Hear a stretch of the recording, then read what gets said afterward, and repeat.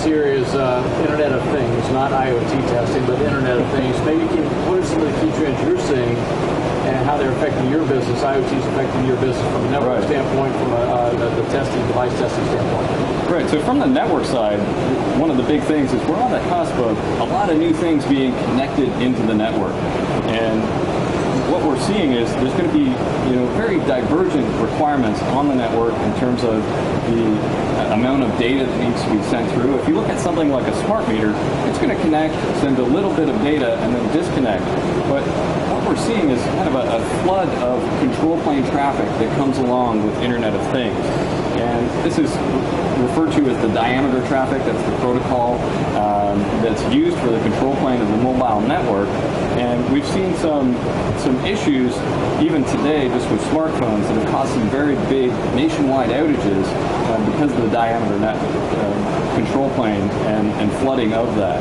So one of the things that we're doing with our Spirent Landslide product line is putting a little bit more focus on diameter and allowing the testing of that network, those elements in that network, so that we can be ready for what happens when there are 1 million new devices, 10 million, 30 million new devices out there on the network, all driving control plane traffic into the network and putting a load on that system. And how about from a device standpoint? From a device standpoint, the other side of that coin is you have a lot of new people who are now developing wireless devices who maybe aren't wireless experts. Matter of fact, they're not wireless experts. They're experts in their business. They're trying to wireless enable. They shouldn't have to be wireless experts. And what we have learned talking with these customers and starting to work with these customers is that again, the traditional model of all of the wireless technology in one box isn't really very effective for them. They have to become wireless experts to use them, and often it's a mismatch in terms of what they're trying to really develop. They're trying to develop application services. They're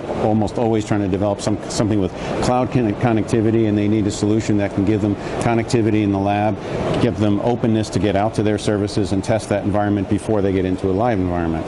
So the solution that we bring to market there, the Spirent Elevate test framework, it allows us to really separate the hardware from the software completely, have hardware that is much lighter weight and tailored for application testing, allow many developers to share software, share test resources so that you can be much more cost effective. And then we've done some really cool things in terms of the usability, the user interface, so that we've abstracted up for the application layer and kind of hid the complexity of some of the lower layer, which is just spot on for a lot of the M2M developers we're working with.